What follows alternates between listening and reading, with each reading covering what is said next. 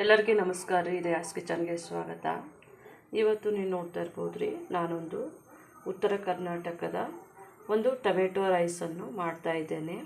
ಅಂದರೆ ತುಂಬ ಟೇಸ್ಟ್ ಆಗಿರುತ್ತೆ. ಒಳ್ಳೆ ಒಂದು ತುಂಬ ಶೀತ ಕೆಮ್ಮು ಮತ್ತು ಬಾಯೆಲ್ಲ ಸರಿ ಇರಲ್ಲ ನೋಡ್ರಿ. ಅಂದರೆ ನಾಲಿಗೆ ಎಲ್ಲ ಕೆಟ್ಟೋಗಿದ್ದಾಗ ಅಂದರೆ ಅದು ಟೇಸ್ಟ್ ಇರಲ್ಲ ನೋಡಿರಿ.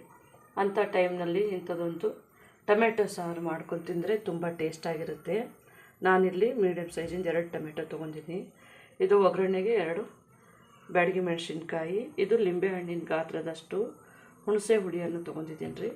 ಒಂದು 10ರಿಂದ 12 ಈ ಥರ ಬೆಳ್ಳುಳ್ಳಿಯನ್ನು ಇಟ್ಕೊಂಡಿದ್ದೇನೆ. ಇವಾಗ ಟೊಮೆಟೊ ರೈಸು ಮಾಡೋದನ್ನು, ಟೊಮೆಟೊ ಸಾಂಬಾರು ಮಾಡೋದನ್ನು ನೋಡುವಂತ್ರಿ. ಇವಾಗ ನಾನಿಲ್ಲಿ ಒಂದು ಪಾತ್ರೆಯನ್ನು ಇಟ್ಕೊಂಡಿದ್ದೀನಿ ರೀ ಬಿಸಿ ಮಾಡೋಕ್ಕೆ. ಈ ಪಾತ್ರೆಗೆ ಇವಾಗ 1 ಟೇಬಲ್ ಸ್ಪೂನಷ್ಟು ಆಯಿಲು, ಒಂದು 10 ಟೀ ಸ್ಪೂನ್ ಹಾಕಿದ್ರೂ ಆಗುತ್ತೆ. ಜಸ್ಟು ನಾವು ಕೆಲವೊಂದು ಪದಾರ್ಥಗಳನ್ನು ಅಂದರೆ ಕೆಲವೊಂದು ಸಾಮಗ್ರಿಗಳನ್ನು ನಾವು ಫ್ರೈ ಮಾಡ್ಕೋಬೇಕಾಗುತ್ತೆ. ಈ ಒಂದು ಸಾಮಗ್ರಿಗಳು ನೋಡ್ಬೋದು ರೀ.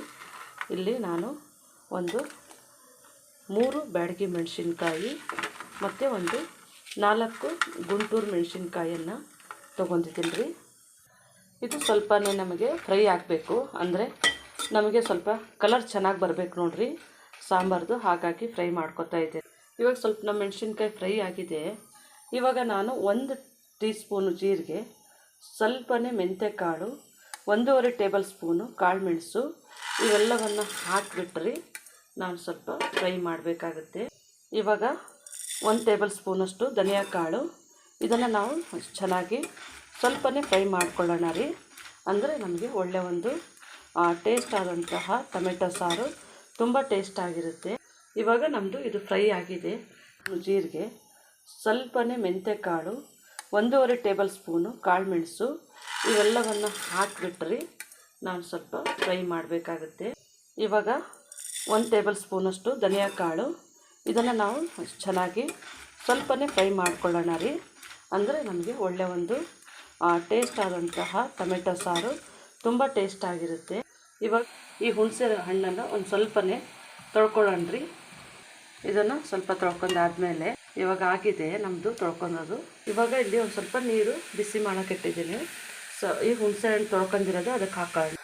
ಇವಾಗ ಇದು ಹುಣಸೆ ಹಣ್ಣು ನೋಡಿರಿ, ನಾವು ಸ್ವಲ್ಪ ಇದನ್ನು ರಸ ನೀಟಾಗಿ ಬರಬೇಕು, ಅಂದರೆ ನಮಗೆ ಸಾಂಬಾರಿಗೆ ಇದು ಒಳ್ಳೆ ಟೇಸ್ಟ್ ಕೊಡುತ್ತೆ. ಹಾಗಾಗಿ ಇದೊಂದು ಚೆನ್ನಾಗಿ ಇದನ್ನು ಸ್ವಲ್ಪನೇ ನಾವು ಬೇಯಿಸ್ಕೊಳ್ಳೋಣ ರೀ. 1-2 ನಿಮಿಷಗಳ ಕಾಲ ಬೇಯಿಸ್ಕೊಂಡ್ರೆ ಸಾಕು. ಸ್ವಲ್ಪನೇ ನೀರು ಹಾಕ್ಕೊಂಡಿದ್ದೇನೆ, ನೀರು ಕಡಿಮೆ ಆಗಿತ್ತು. ಇವಾಗ ನಮ್ಮದು ಇದು ರೆಡಿ ಆಗಿದೆ ರೀ. ಇದನ್ನು ನಾವು ಸ್ವಲ್ಪನೇ ಬಿಸಿ ಇದೆ. ಇವಾಗ ನಾನು ಸ್ಟವನ್ನು ಆಫ್ ಮಾಡ್ಕೊತಾ ಇದ್ದೇನೆ. ಅಂದರೆ ಇದು ನಮಗೆ ಇದು ಆಫ್ ಮಾಡಿ ನಾನು ಸ್ವಲ್ಪ ತಣ್ಣಗೆ ಮಾಡ್ಕೋಬೇಕಾಗುತ್ತೆ. ಇವಾಗ ಮಿಕ್ಸಿ ಜಾರಿಗೆ ನಮ್ಮ ಮಸಾಲೆ ಎಲ್ಲ ಹಾಕೊಳ್ಳೋಣ ರೀ. ಇವಾಗ ಮಸಾಲೆ ಹಾಕೊಂಡ್ಮೇಲೆ ಇವಾಗ ನಾವು ಮಿಕ್ಸಿ ಮಾಡ್ಕೊಂಡಾಗಿದೆ.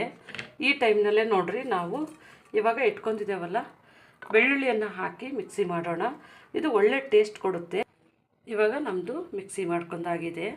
ಇವಾಗ ನಮ್ಮದು ಹುಣಸೆ ರಸನ ಇದನ್ನು ಸ್ವಲ್ಪ ನಾವು ಜ್ಯೂಸಿ ಎಲ್ಲ ತಿರ್ಕೋಬೇಕಾಗುತ್ತೆ ರೀ. ತಣ್ಣಗಾಗಿದೆ ಸ್ವಲ್ಪ. ಇವಾಗ ನಮ್ಮದು ಎಲ್ಲವನ್ನು ನಾನು ತೆಗೆದಿಟ್ಕೊಂಡಿದ್ದೀನಿ ರೀ. ಈ ಥರನೇ ಜ್ಯೂಸ್ ಥರನೇ ಬಂದಿದೆ. ಇವಾಗ ನಾವು ಈ ಟೊಮೆಟೊವನ್ನು ಇದರೊಳಗೆ ಹಾಕಿಬಿಟ್ಟು ಚೆನ್ನಾಗಿ ಈ ಥರನೇ ಕೈಲಿಂತೆ ಸ್ಮ್ಯಾಚ್ ಮಾಡ್ಕೋಬೇಕು. ಅಂದರೆ ತುಂಬ ಒಂದು ಒಳ್ಳೆ ಟೇಸ್ಟ್ ಆದಂಥ ಒಂದು ಟೊಮೆಟೊ ಸಾರು ಟೇಸ್ಟ್ ಬರುತ್ತೆ ರೀ. ಇವಾಗ ನಾನು 2 ಟೊಮೆಟೊನ ಈ ಥರನೇ ರೀ ಕೈಲಿಂತನೇ ಗ್ಯೂಚ್ಬಿಟ್ಟು ಈ ಥರನೇ ಇಟ್ಕೊಂಡಿದ್ದೀನಿ. ಇದು ನಮಗೆ ರೆಡಿ ಆಗಿದೆ. ಇವಾಗ ನೋಡ್ಬೋದು ರೀ, ನಾನಿಲ್ಲಿ 1-2 ಟೇಬಲ್ ಸ್ಪೂನು ಆಯಿಲ್ ಹಾಕ್ಕೊಂಡಿದ್ದೇನೆ. ಸ್ವಲ್ಪನೇ ಇದಕ್ಕೆ ಸಾಸಿವೆಯನ್ನು ಹಾಕೋತಾ ಇದ್ದೇನೆ. ಈಗ ಒಗ್ಗರಣೆಯನ್ನು ಹಾಕ್ತಾಯಿದ್ದೀವಿ. ಸ್ವಲ್ಪನೇ ನಾನು ಒಣಮೆಣಸಿನ್ಕಾಯಿ ಬ್ಯಾಡಗಿ ಮೆಣಸಿನ್ಕಾಯನ್ನ ಇಟ್ಕೊಂಡಿದ್ದೇನೆ ರೀ. ಇವಾಗ ನಾವು ಇದಕ್ಕೆ ನೋಡಿರಿ ಸ್ವಲ್ಪನೇ ಕರಿಬೇವು ಸೊಪ್ಪನ್ನು ಹಾಕೊಳ್ಳೋಣ. ಅಂದರೆ ಸ್ವಲ್ಪ ಇದು ಕೆಂಪಗಾಗಬೇಕಾಗುತ್ತೆ.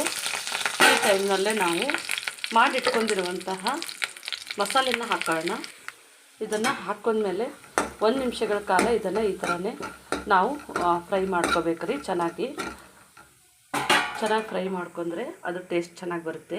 ನೋಡ್ಬೋದು ರೀ, ಒಂದು ಸ್ವಲ್ಪನೇ ಚಿಟಿಕೆ ಅಷ್ಟು ಅರಿಶಿನ ಹಾಕ್ಕೊಂಡಿದ್ದೀನಿ, ಸ್ವಲ್ಪನೇ ಆಯಿಲ್ ಹಾಕ್ಕೊಂಡಿದ್ದೀನಿ, ಸ್ವಲ್ಪನೇ ರುಚಿಗೆ ತಕ್ಕಷ್ಟು ಉಪ್ಪನ್ನು ಹಾಕಿ ನಾವು 1 ನಿಮಿಷಗಳ ಕಾಲ ಇದನ್ನು ಸ್ವಲ್ಪ ಸ್ಲೋ ಫ್ಲೇಮ್ನಲ್ಲೇ ಇಟ್ಟು ಈ ಥರನೇ ಬೇಯಿಸಿದ್ರೆ ಸಾಕು, ನಮಗೆ ಇದು ಒಗ್ಗರಣೆ ರೆಡಿ ಆಗುತ್ತೆ.